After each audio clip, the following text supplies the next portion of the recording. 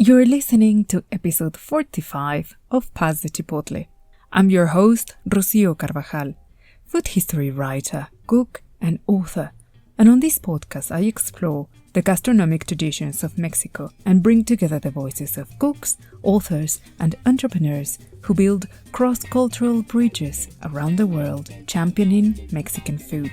To find more information about the podcast, please go to passthechipotle.com. You can subscribe, rate, and leave a review for the show using your favorite podcast app.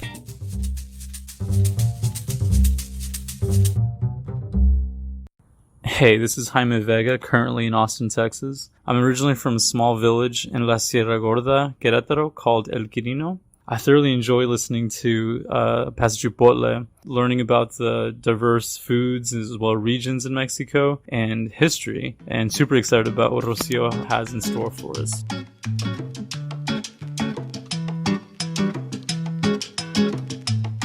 Hola and welcome back to another episode of Pass the Chipotle Podcast. I am very excited to present another installment of this ongoing series about the culinary regions of Mexico.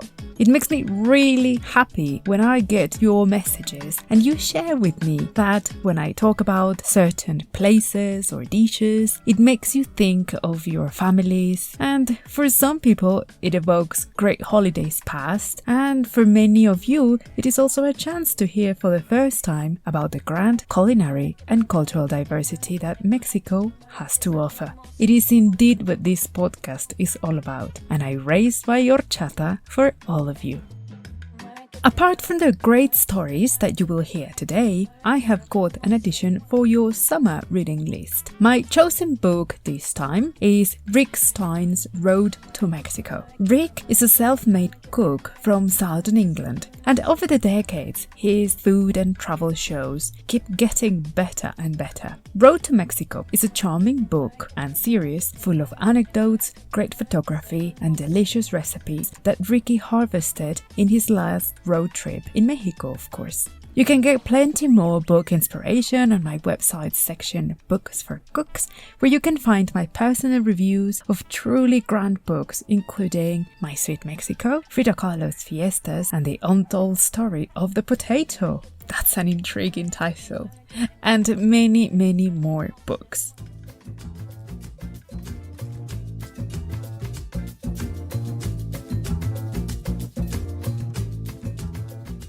Now, on our previous stop in this series, we visited the Huasteca region.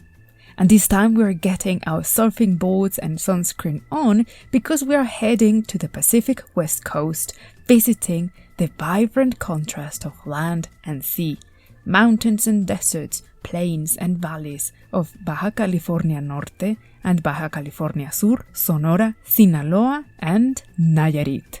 I have received loads of comments about the folk music I've chosen to accompany previous episodes of the culinary regions. And the good news is that I will continue indulging you with a taste of some classic tunes of popular folk songs from each state, which I will play at the beginning of each segment.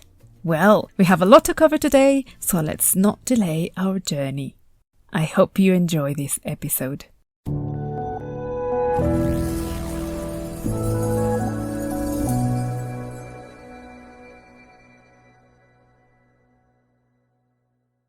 The northern states of what is Mexico today were the entry point of the many migrant groups of nomadic diasporas that came in a large migration crossing from Europe over 14,000 years ago. And as they moved south, they gradually dissipated throughout the territory from what is today Alaska to the most remote lands of South America. It is actually curious that most of the groups that chose to settle in the north and west coast of what is Mexico today, they largely preserved a semi-nomadic life. Very few developed actual complex urban settlements, unlike the tribes from central and southern Mexico who created the monumental pyramids and citadels that we can visit today.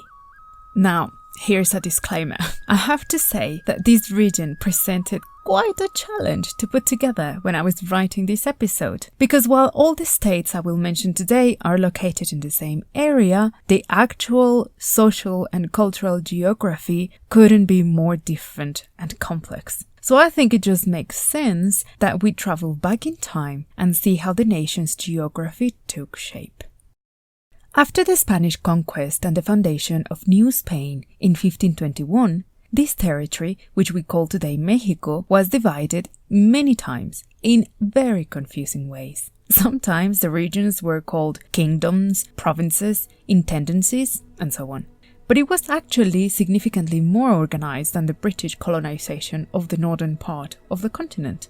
So to put that in context, the very first British expeditions into the Americas began much later than the Spanish, in 1584 to be precise. But it wasn't until 1607 when Jamestown in modern-day Virginia was founded. And long story short, as you know, the Treaty of Paris, which granted independence to the 13 British colonies, was signed in 1783. However, by 1794, New Spain still pretty much owned more than half of what is today the US, including the modern-day states of California, Nevada, Colorado, Utah, New Mexico, Arizona, Texas, Oregon, Washington, and even Canada's British Columbia. Mexico gained its independence from Spain until 1810, but the country still remained very weirdly divided in 6 capitanías generales, 2 kingdoms, one of Mexico and one of Nueva Galicia, and 2 general commandancies.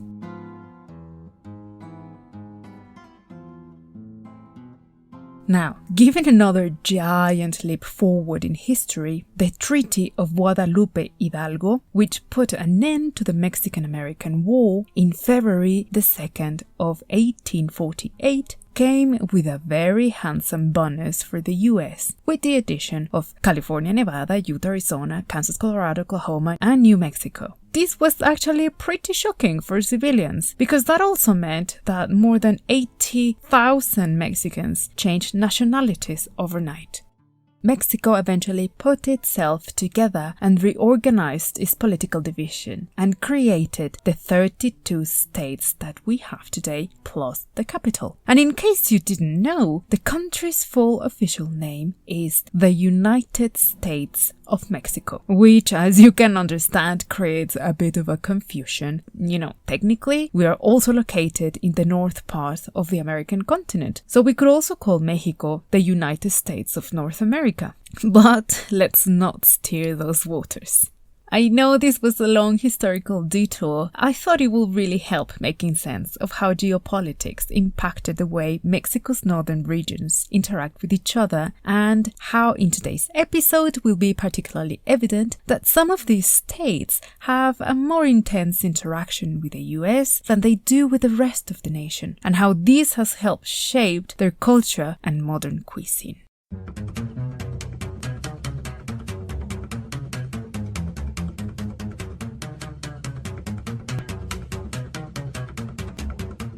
Our first stop today is Sonora, a huge land with a very dramatic geography covered by mountain ranges, valleys, and an impressive coastline that flanks the Gulf of California, famous for having an incredibly diverse marine life and many protected natural areas which are home to majestic fin and sperm whales.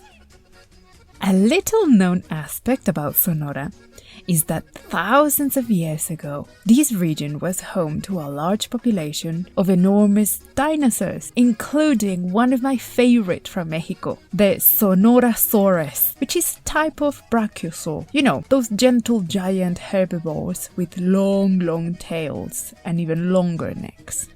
The tribes that form Sonora's cultural groups are the Cucapa, Opata, Cachita, Kickapoo, Guajiros, Papco, and Seris. Now, there are 2 other groups that have also been reluctant participants of some of Mexico's darkest historical episodes, going way back to the colonial period and even right before the Mexican Revolution, when the Mayo and Yaqui tribes bravely led uprisings to defend themselves against the systematic abuse, displacement, displacement, discrimination, and forced labor at mines and haciendas.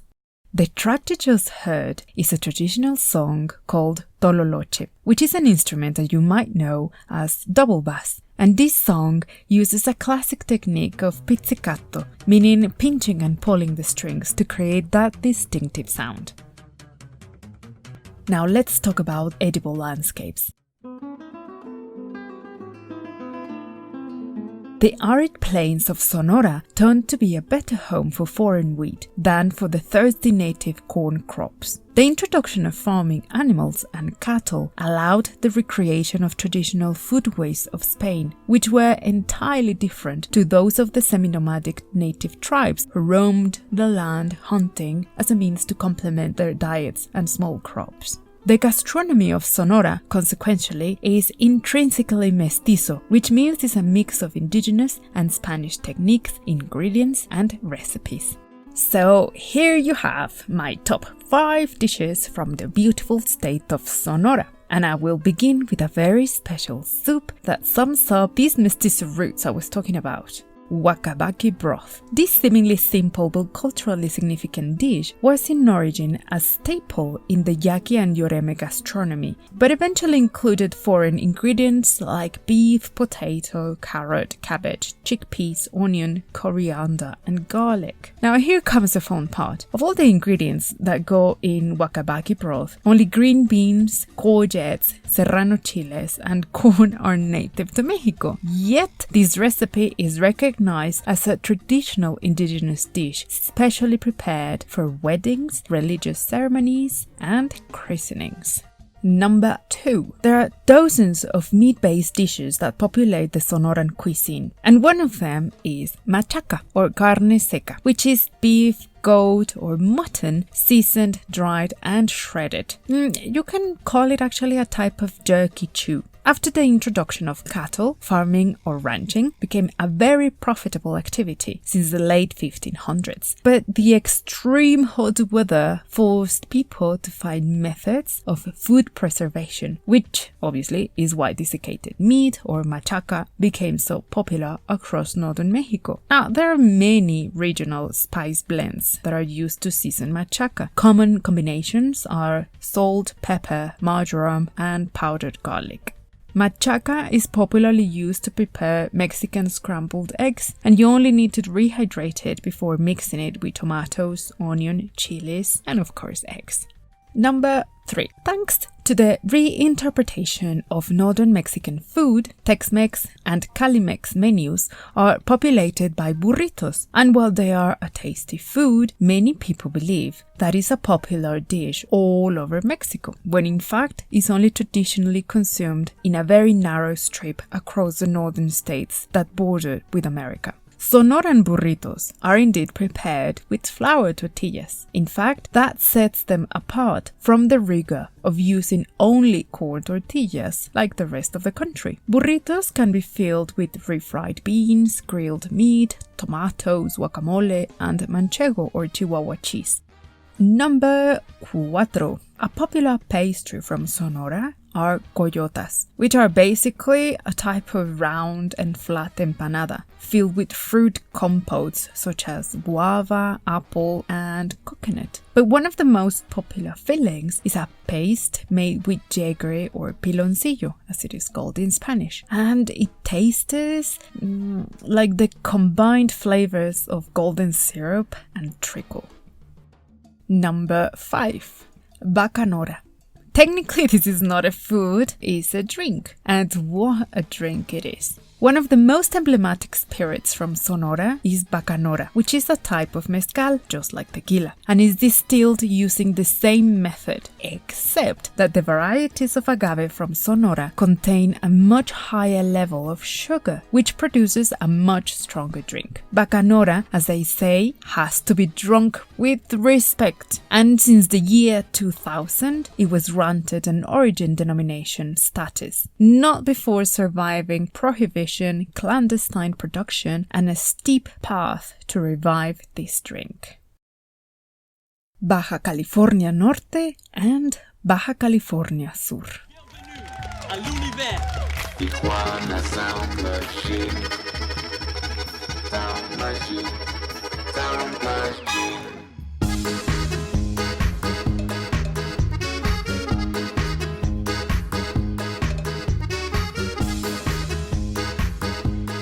This track is an emblematic song that really marked the beginning of a new era in music, aesthetics, architecture, and even design in Mexico. It was pretty much inspired in the vibrant exchange of cultures between the communities of San Diego in California and Tijuana on Mexico's side. The song is interpreted by Nortec Collective, Postage and Fusible. This album was an iconic shift in Mexico's musical scene.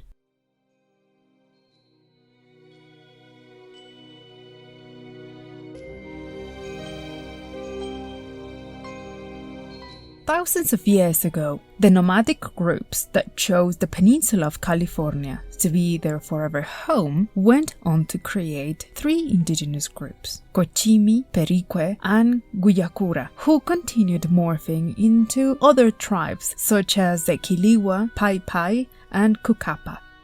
Sadly, the total population of these indigenous groups wasn't really numerous, and they were almost completely absorbed by the caste colonial system and became almost entirely mixed race. The food traditions in both Mexican Californias are largely based on the typical Spanish colonial diet, but nowadays there are many exciting things happening, and undoubtedly one of them is wine producing. Now, I really think that the history of wine in Mexico totally deserves its own special episode, or episodes for the matter, and I promise I will make them. But since today I will be touching on the rise of Mexican wines, I will cover some historical aspects about the origins of wine production in Mexico. The first historical document that issues the ordinances, that is, laws and permits in colonial jargon, for the cultivation of grapes for the production of wine was made public in 1524. So that is just 3 years after the conquest of the territory. Clearly, that tells us that wine was a huge staple in the Spanish diet.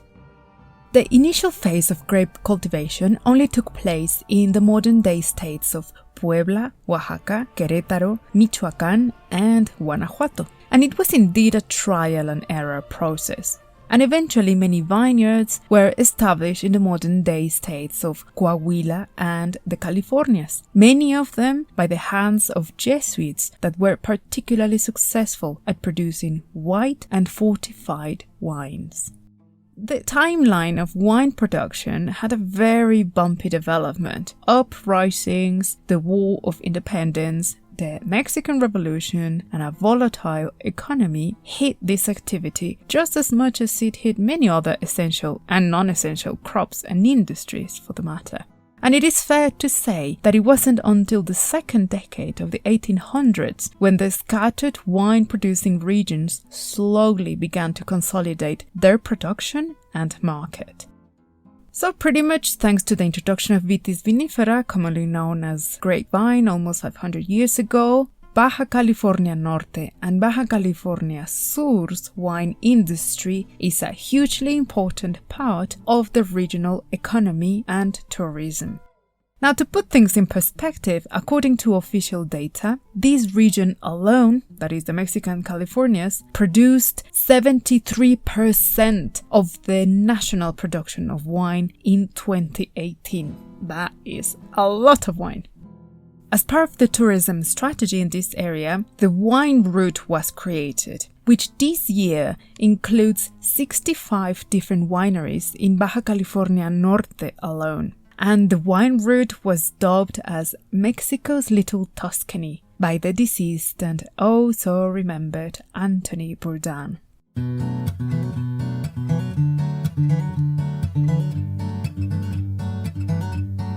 The gastronomy of Baja California Norte has been described by many traditional cooks and chefs as a very young cuisine. The geographical isolation of the peninsula and its closeness to the US created a very constant flow of people that comes and goes from both sides of the border and to and from continental Mexico. In 2002, the Baja Med cuisine was created to celebrate the fusion of Mexican, Mediterranean, and Oriental flavors that came together in Baja. Baja Med indeed brings together the land, the sea, the past, and the future of this rising star of the culinary world. So, here is my list of Californian dishes. First, we have a dish that pretty much embodies California and Tijuana's rich cosmopolitan culinary history, and it is one of my favorite salads, which was created in 1924 by the Italian restaurateur Cesare Cardini. And if you haven't guessed already, I'm talking about Caesar salad. The salad's dressing was trademarked by Cardini, but honestly, you only need going to the supermarket to find dozens of variations of it. Some of the signature ingredients that go in the salad are olive oil, garlic, Parmesan cheese, egg yolk, Worcestershire sauce, canola oil, tender romaine lettuce, large croutons, and anchovies. Número 2. In the early days of the podcast, on episode 9, I introduced the story of several immigrant diasporas that were otherwise forced to take refuge in Mexico for different reasons, some of them political, social, or economic. And I only want to highlight a few things that are quite relevant on this episode. The construction of the railway in the US was mainly carried by thousands of Chinese workers who were mass recruited and shipped for that purpose. But once the construction was finished, many contractors turned a blind eye to securing more jobs or even offering alternatives to the legal status of those workers, and instead led racial intolerance and radical politicians to run a discrimination campaign to systematically segregate and abuse the rights of these thousands of people who, impoverished, harassed, and threatened, decided to escape to Mexico and settled in several border cities. Tijuana being one of them, of course, but many others settled in Mexicali, that is Baja California Norte's capital, and others dissipated along the Pacific coastline of Sonora-Sinaloa, and many others even went all the way to Mexico City. The culinary footprint of these Chinese diasporas is definitely evident in the states of Baja California Norte, Sur, and Sinaloa, where Chinese buffets, cafes, and popular fast food carts are an essential part of the urban gastronomic landscape. Moving on to dish número 3, we have the famous fish tacos, also known as Baja tacos or fish and shrimp tacos, with many other iterations. Now let's go for a foodie trip here. Like many college students with a healthy appetite and a tight budget, back in the day, I was a frequent patron at my local Chinese buffet, where shiny and often too oily versions of Chinese dishes were offered. I would always go straight for the steamed and fried broccoli, followed by the crisp spring rolls that were more pastry than filling. And you might remember as well those chicken bites in a sweet and sour sauce that you often find at pretty much any Chinese buffet. Now, these nuggets are lightly coated with a cornstarch batter and pan-fried in abundant oil before being glazed in that positively fluorescent orange sweet sauce. Well, that same technique of battering and frying, but using wheat flour instead of cornstarch, in many ways is very similar to Japanese tempura, and it began to be applied to other foods. And since the northwest of Mexico certainly has a strong seafood culture, it was a matter of time before battered fish joined the show with a bang, and it came in the form of a majestic fish taco, garnished with a delicious slaw, salsas, onion, habanero, and many other local additions and variations.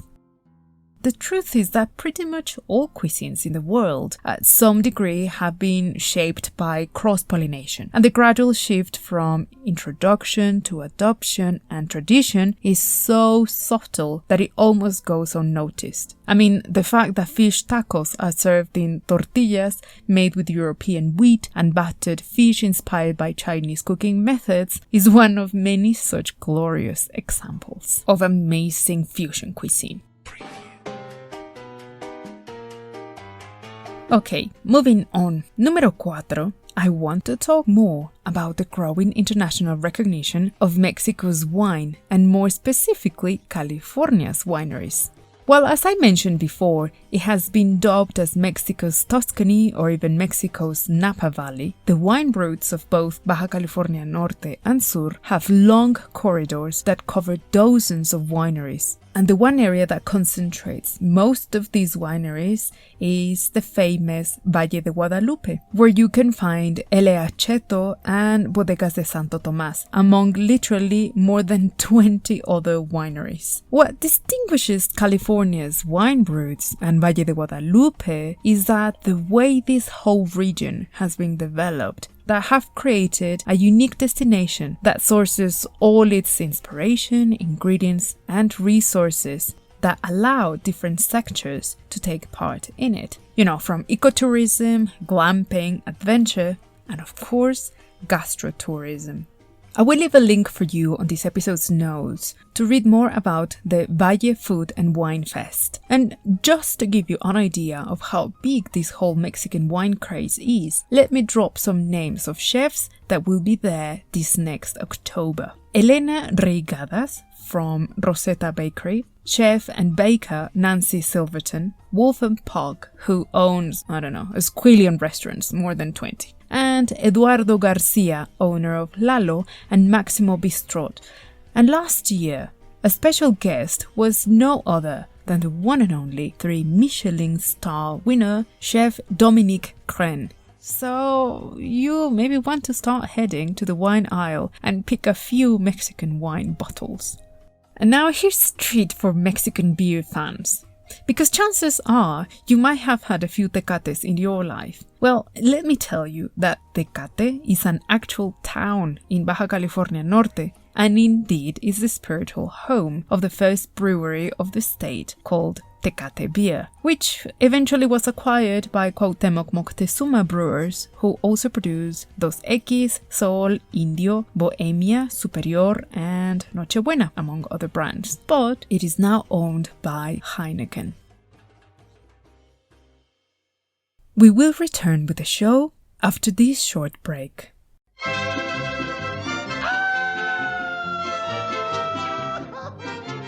¡Viva México! I have recently relaunched 2 of my ebooks, Mexican Street Food and Mexican Fiestas. This second edition has a completely new look and updated content. And here is a treat. I will include a special promo code to get a discount when you subscribe to my newsletter. You will get occasional updates, book reviews for your foodie reading list, and a nice welcome gift when you sign up. Sounds great, no? So scroll down to this episode's notes to find the link to subscribe. Pudo México llegar a ser ante el mundo entero un país de libertad.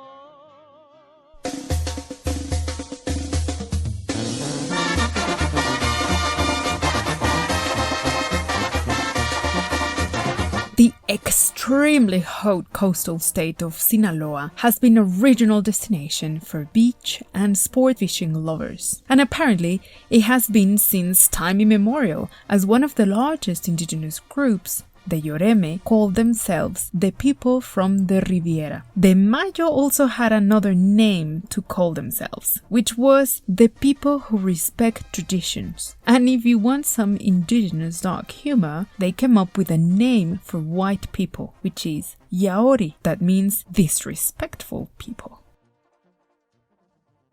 Many of you might have seen Pixar's film Coco. Well, one of the main characters, Ernesto de la Cruz, the singer, was widely inspired in 2 of Mexico's most beloved actors of the Golden Age cinema, Jorge Negrete and Pedro Infante, who, unlike Ernesto de la Cruz, were beloved by everyone. And Pedro Infante, who starred in more than 60 films, was actually native to Mazatlan in Sinaloa. And even when he died many years ago in a fatal accident, he is still pretty much alive in the collective memory, hence the hat tip in the film. Another interesting fact about Sinaloa is that throughout the 19th century, the intense and profitable activity of its merchant ports that facilitated the introduction of products to the US attracted many German and English investors who established many import companies, and soon after, a German-Mexican community was born. Traces of this legacy can be seen in many architectural styles, but also in the regional music, as German companies pushed the sales of German brass band instruments and accordions. So you can actually blame them for the Mexican banda and umpa umpa music, because without them Germans, it wouldn't exist. And I will squeeze in the mention of another German contribution, which was brewing. And I'm sure you might have seen or even have had Pacifico beer. Well, Pacifico beer is brewed precisely in Mazatlan, Sinaloa, where the very first German-Mexican lager brand rose to international fame in the 1900s.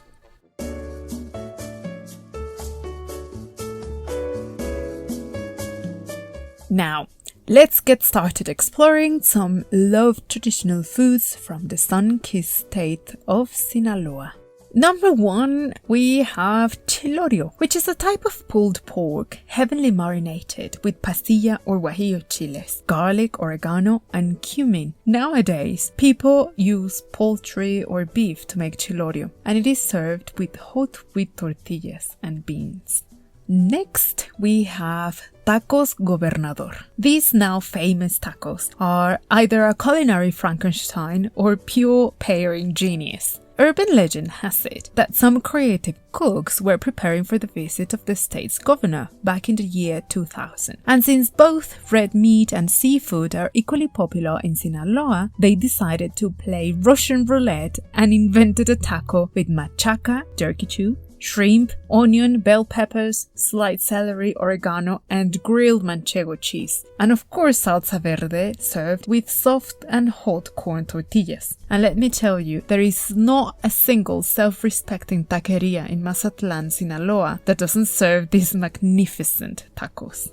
Number 3, we have aguachile. Aguachile is one of the most humble seafood dishes that rose to international fame, not for its simplicity necessarily, but for its genius. The name is a reference to the watery brine in which jumbo shrimp are cured, following a sort of ceviche type of method, using a staple mix of lime juice, powdered chiles, and sliced red onion. Once the shrimp have been cured in this brine, they can be served with fresh slices of cucumber. Aguachiles are popular in Sinaloa and in its neighboring coastline, including the state of Nayarit, where fish, scallops, and other types of seafood are also used to prepare variations of aguachile. Número 4. One of my favorite soft drinks when I was a kid is called tonicol. Tonicol is produced in Rosario, Sinaloa, and is a fizzy drink made with vanilla extract and an insane amount of corn syrup, enough to make you glow all night. But man, it was delicious. Actually, now that I think of it, it's still very difficult to find these days. But if you ever come across it, by all means, make vanilla ice cream floats. You will thank me later.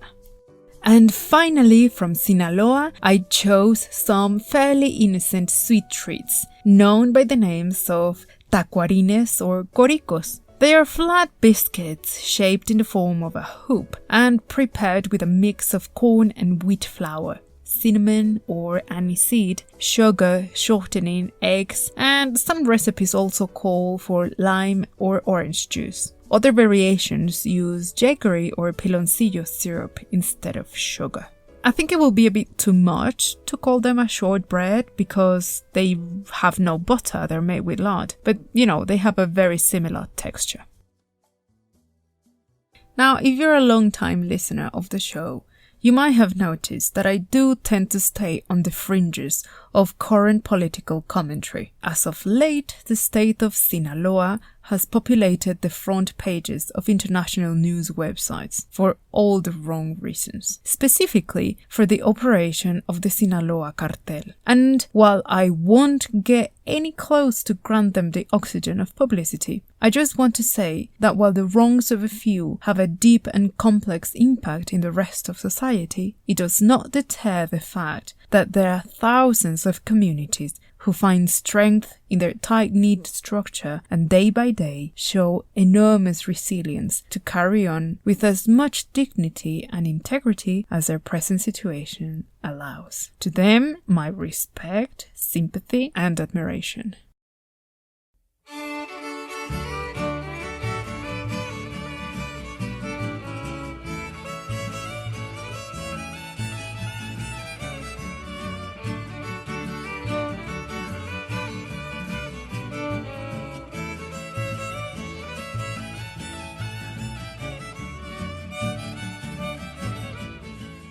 The state of Nayarit rests just above the imaginary line that divides Mexico from north to south. Its geographical dimensions might not be as big compared to, say, the mighty state of Chihuahua, which can fit Iceland twice with extra room. True fact. Now, because Nayarit is so close to a more ethnically diverse part of the country, it is home to 11 indigenous groups. And while I'm sure you've never heard of most of them, chances are you might have seen some of their art. The Huicholes, or Visarrica, are the largest of all, followed by Cora, Tepehua, Nahuatl, Tlapaneco, Mazahua, and Purépecha. And very interestingly, several tribes prove that in the pre-Columbian world, migrations and expansionism of kingdoms was fairly common, hence the Zapotec and Mixteco presence, which are groups originally from modern-day Oaxaca, which is miles away. And more surprisingly even is the presence of Mayan groups who relocated from the peninsula of Yucatan all the way to Nayarit. You might have seen colorful Mexican ragdolls with bright ribbons braided in their hair and little embroidered dresses. Those are some of the many crafts created by the Otomi group, which is also part of Nayarit's cultures. The Nayarit Riviera has pretty much reinvented itself as a tourist destination. From surf competitions in the famous beaches of Soyulita and Litibu, sport fishing is a huge industry as well, but curiously enough, some ancestral spiritual practices from indigenous groups, such as the Cora and Visarrica, have fascinated Mexicans and non-Mexicans alike because of the use of a highly toxic cactus called peyote, which has hallucinogenic properties. It is used in several rituals as a sacred intoxicant to help participants achieve a higher state of consciousness and transcend the limitations of the time-space continuum and communicate with nature and the universe. I mean, no wonder why people go crazy about it. The chemical compounds within hickory are apparently stronger than those in LSD, which is why its use is highly controlled and the plant itself is protected, mainly thanks to the boom of the drug tourism from America that flocked to Mexico in search of hippie inspiration. If you want to read more about it, I will leave you a link to Carlos Castaneda's book, The Teachings of Don Juan. And bon voyage to you. Acid dreams aside, let's talk about Nayarit's top 5 dishes.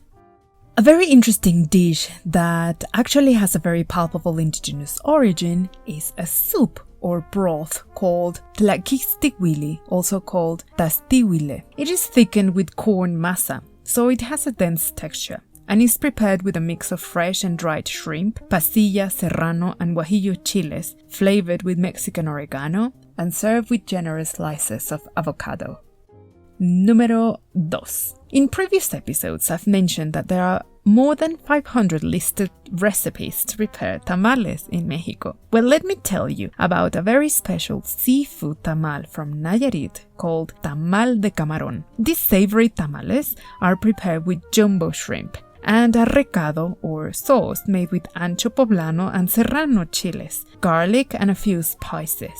The cool part of these tamales is that the jumbo shrimp are actually cooked whole within the tamal batter. So after steaming, the corn husks that serve as wrapping are peeled off to reveal the most curious looking tamal with giant shrimp peering out of the cooked dumpling. Fascinating to see and quite aromatic and flavorful, as you can imagine. Not deviating much from the fishy theme, we have pescado zarandeado, which is a whole grilled fish marinated with garlic and a sauce made with guajillo chiles, onion, and oregano. This is a local favorite. The fish is lavishly coated with a marinade and unapologetic amounts of butter. The word zaranda in Spanish means grilling basket, hence the name of the dish, pescado zarandeado. This actually isn't a particularly complex dish. As you have noticed, none of the regional dishes I've mentioned today really are. That is also part of their essence. Traditional cooks from this region really do as much as possible to highlight the already delicious flavors of the great ingredients that are naturally available, and that indeed is what makes them grand. Number 4. I very much want to mention desiccated banana or plátano pancle, which is a very simple but quite tasty way to preserve and eat bananas. The fruit is peeled and sliced lengthwise, then coated with the jaggery syrup and desiccated for several hours. The texture is actually a bit rubbery and very chewy. It is almost like a plantain jerky, if you will. Again, another favorite from my childhood that apparently was filled with the simple pleasures of innocent treats. And last, numero 5, I will go back to the basics with the Nayarit indigenous cuisine and talk about corn tortillas, which of course form the base of the daily diet for millions of people all across Mexico. And I want to tell you a very sweet legend from the Huichol tribe. It tells the story of a very poor Huichol man who was about to faint from hunger when he saw a bird, hungry and angry. He tried to kill it, but the bird told him that it was actually Mother Nature in disguise, and taking pity on the poor man, decided to forgive him and present him with a wonderful gift that will ensure that neither him nor anyone else will ever go hungry again. They went to the sacred house of corn, where 5 beautiful ladies lived. They were white corn, blue corn, yellow corn, red corn, and black corn. The man fell in love with blue corn and asked for her hand in marriage. After the wedding, blue corn magically produced hundreds of seedlings and gave them to everyone in the village and taught them how to plant and look after corn crops, how to harvest and cook with it. She then turned herself into corn dough and into a sweet corn atole drink, which everybody drank, and no one ever again went hungry, for she had blessed them for life. A few years ago, thanks to a documentary called Made in Mexico, which you can watch on Netflix, the indigenous Huichol band Venado Azul rose to fame thanks to the song Cucinela. This is a very innocent and catchy tune, and is almost entirely sung in Huichol language, and talks about the women who make tortillas, and how hard they work to make delicious food, and how beautiful it is to see them at work. And to say goodbye to Nayarit and this region, I will play for you a little bit of Cucinela.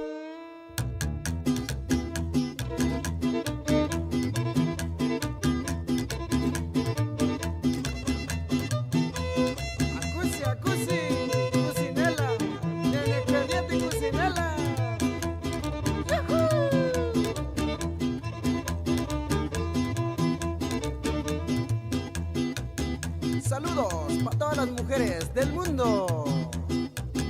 Ay, cucinela, cuipita, marica, cuita, maleme, tamuya, mate, chale, papate, baricare, tema, cuitara, etuira, ya o memene, cameche, taunia, chule, cepano, quasi ya teniva, ekama, a ima, catako, uti, sele, bemo, taine, ya o memene, cameche, taunia, ne, cucinel, chita, chita, chita, pine, pine, pine, pedu, pine, ya o memene, cameche, taunia, ne, cucinela. Cucinela, pamparios.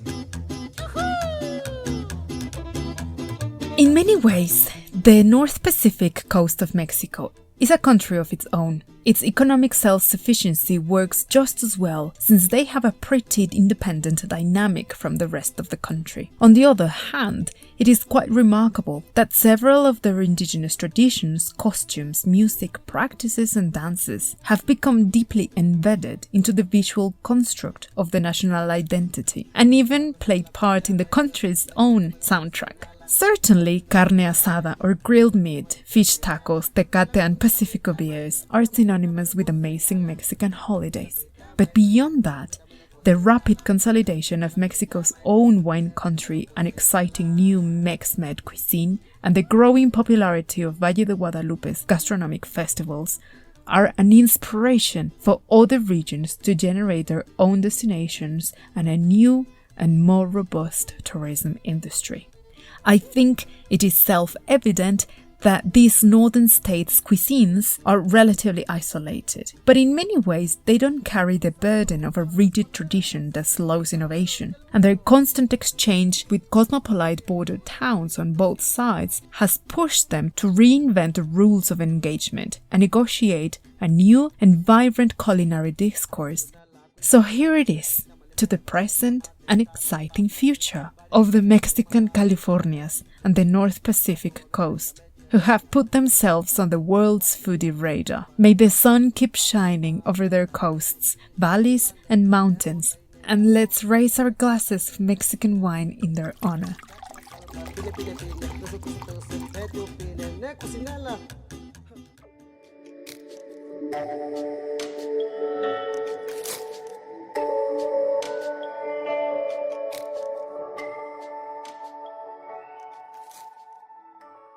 Thank you for listening. This episode was written and produced by me, Rocio Carvajal. If you enjoyed this episode, please help the show reach more people by sharing it, writing a review, and rating it on your podcast app. Send me your comments, questions, or reach out to say hi on Instagram, Twitter, or email. You can write me to hello@pasachipotle.com and find the links to my social media on this episode's notes. Well, that's it for this week, my friends. Until the next time.